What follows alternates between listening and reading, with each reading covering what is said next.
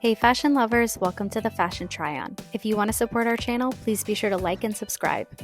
Today we are trying on the SKIMS Swarovski collaboration Jelly Sheer Tube Skirt in Bandeau in the color Sienna.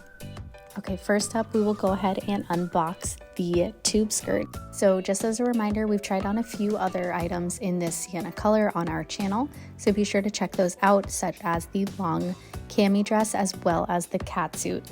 Overall, this color is just so cool.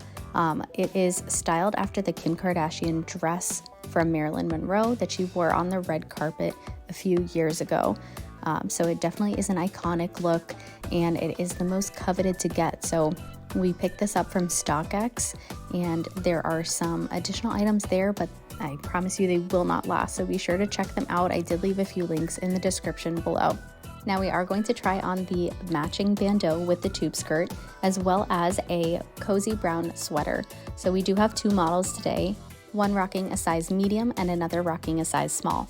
Hopefully this will give you some context when searching for the right size for you.